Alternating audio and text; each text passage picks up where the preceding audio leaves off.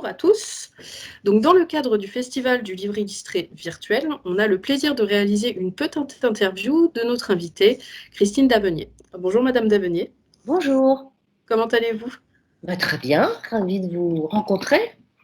Alors nous, on a beaucoup aimé Le troisième fils de Monsieur John. Oui, Et donc, on est très content de pouvoir découvrir votre travail d'illustratrice aujourd'hui. Donc, j'ai quelques petites questions pour vous. oui. Donc, pour commencer, est-ce que vous pourriez vous présenter à nos spectateurs?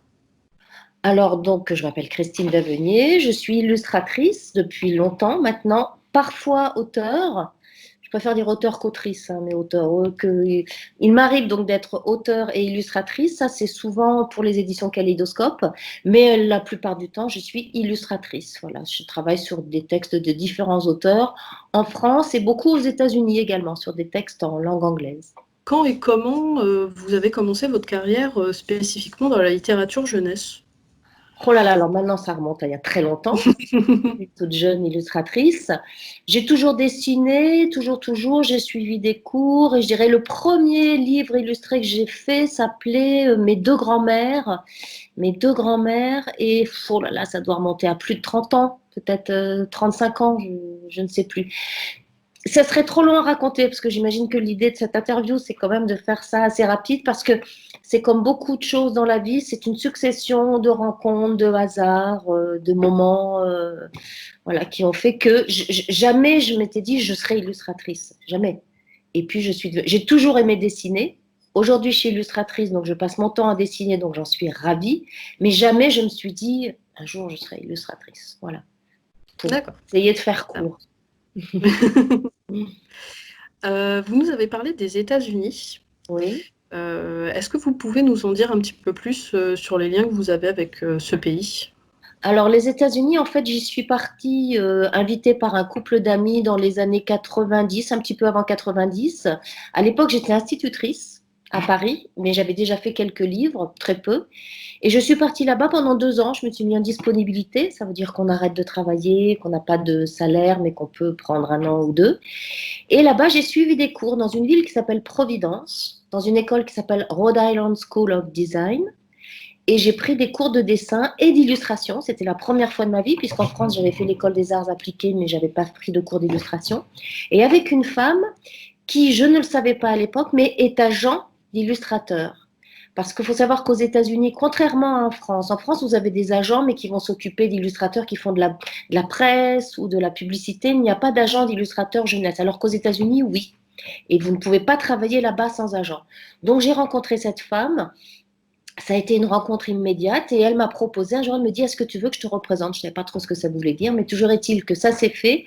Et maintenant, ça fait bien aussi une trentaine d'années. Je suis revenue en France au bout de 2 ans, qu'on travaille ensemble. Donc tout ça se passe par le net, on s'appelle de temps en temps, mais c'est elle qui reçoit des textes qui sont proposés par des éditeurs américains, qui me les proposent, et puis j'accepte ou pas. En général, j'accepte. Et puis on travaille ensemble, et voilà. Donc il y a même eu une époque où je faisais plus de livres pour les États-Unis et je ne travaillais pas beaucoup en France, jusqu'au jour où je me suis dit c'est étrange parce que ma carrière se développe là-bas, et ici non. Donc j'ai décidé de renverser un peu la machine. Et aujourd'hui, je dirais que je fais de manière équivalente autant de livres là-bas aux États-Unis qu'en France. Quelle technique est-ce que vous utilisez? Est-ce que vous êtes vraiment en traditionnel ou est-ce que vous utilisez aussi un petit peu le numérique? Comment vous procédez? Absolument pas le numérique. Moi, c'est D'accord. totalement traditionnel. C'est la plume, le pinceau, l'encre, le crayon de couleur. Je travaille sur du papier, donc j'ai ce qu'on appelle des originaux. Parfois, ça crée des soucis parce qu'il y a des éditeurs qui disent, mais alors comment on fait? Tu fais des scans? Je dis, ah non, non, moi je ne fais pas les scans, vous débrouillez. Et on s'est aperçu, surtout avec cette nouvelle série qui s'appelle Minusculette, que j'ai commencé à l'école des loisirs, ça doit faire 3 ans maintenant, peut-être. Mais les représentants de l'école des loisirs me disaient que le retour des libraires était qu'ils étaient vraiment ravis parce que ça se voyait que c'était fait en traditionnel et qu'il y avait une envie de retour à ça par rapport à une comment on dit ça? Une homogénéisation Ouais. de ce qui se faisait à l'ordinateur et dit là tout à coup voilà on est content ce côté un peu plus classique traditionnel. Donc moi non, vous voyez, même pour faire mettre au point notre réunion là ce matin, c'était pas évident pour moi, je ne sais pas me servir des ordres ou le minimum. Donc non, c'est totalement traditionnel. D'accord. Et quels sont les artistes qui vous inspirent et qui vous ont inspiré, qui vous inspirent Oui. encore? Alors, au niveau peintre, je dirais qu'il y a toute l'école, tous les nabis. Vuillard, j'aime aussi beaucoup Pissarro, comment on appelle, les impressionnistes. Après, au niveau des illustrateurs, alors moi je regarde régulièrement Gabriel Vincent, Oui. Stampé. J'ai beaucoup regardé Philippe Dumas, moins maintenant, mais j'ai beaucoup regardé à une époque. Mais Stampé, Gabriel Vincent. Dans les plus contemporains, je regarde beaucoup Anne Brouillard, Anne Wilsdorf. C'est déjà pas mal. Et puis des Américains aussi, ou je sais plus, peut-être qu'il est anglais, Hardy-Zone, il s'appelle, donc ça c'est ancien. Voilà, mais c'est vrai que Gabrielle Vincent, je la regarde régulièrement. Ah, j'aime aussi beaucoup Gerda Müller. D'accord. Vous voyez qui c'est Gerda Müller? Les bons amis, Marlaguette, tout ça, voilà. Ouais. Donc, on voulait aussi vous parler donc, de l'album Le Troisième Fils de Monsieur John. Donc, nous, à Château-Thierry et dans l'agglomération, il a été sélectionné pour un prix qu'on fait chaque année, le prix des petits lecteurs. On propose des livres aux classes. Et nous, à l'équipe de la médiathèque, on l'a tous beaucoup aimé. C'est pour ça qu'on l'a mis dans cette sélection. Et, pourquoi et comment s'est passé le processus? Pourquoi avez-vous choisi de l'illustrer? Alors d'abord, je suis très amie avec Nadine Brancon, qui est l'auteur de ce texte. Et quand elle m'a régulièrement, elle me propose des textes. Et j'avoue que celui-là, quand elle me l'a proposé, ça a été un coup de cœur immédiat, quoi. Je trouve que c'est la plume, le côté, ce que Nadine, elle écrive comme d'auteur, quoi, de différents textes. Mais ce côté-là de Nadine Brancon m'a complètement touchée. Immédiatement, j'ai vu les images, enfin, ça m'a plu.